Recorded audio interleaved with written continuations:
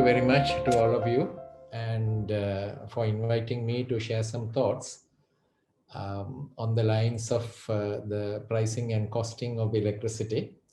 So let me move on with the few slides that I have to share the information I have with me with the objective of largely helping the audience to understand what exactly are the issues behind the media attention to the electricity industry and to the petroleum industry off and on, so that our future interactions will be with more knowledge of the background status of the sector.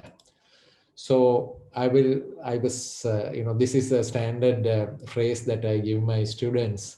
What a smart grid is, of course, digital technology is used to improve reliability, security, and efficiency of an electric system from large generators through to delivery systems, of course, including a growing number of distributed generation and storage resources. So that's the uh, kind of a formal definition of what a smart grid is. So I will not be actually talking about a smart grid. I will be talking about more fundamental traditional things, which hopefully will contribute to uh, the development of an intelligent network, which will serve the purposes of the future. COVID or no COVID, this is a requirement of the future in my view.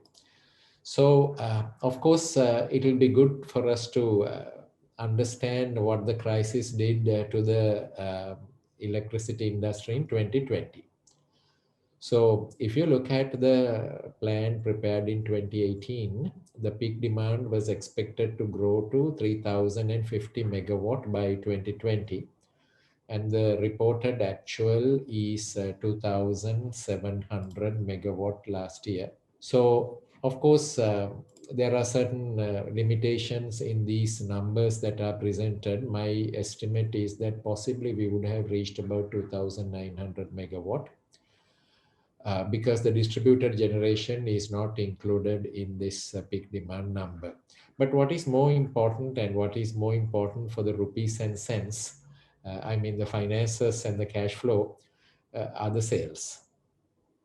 So what I've listed here are the sales forecast figures 2018 to 2020 and the actual sales up to 2020. And as you see, the forecasts are generally above the actuals because electricity planners are always expecting that the economy will recover next year and the demand growths will revert to the historic correlations with the economic growth. So therefore, these growth figures generally represent sales growth of between 6 to 7%. So, of course, what's interesting is what happened in year 2020. Year 2020, I only have some provisional information. The information is still not available in the public domain. Being a public seminar, I would generally like to use the publicly available information. But the information, based on the information I have, I've made some estimates that in 2020, the sales forecast was 16,600 gigawatt hour, whereas the actual was 14,070.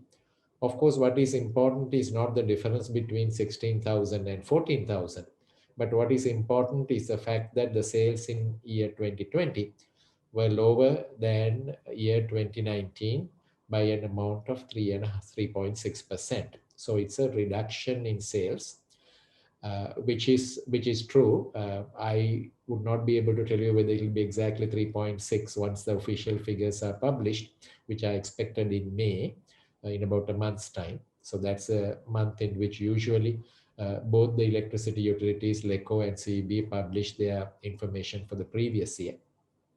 So we will wait for that, but this would be in this range.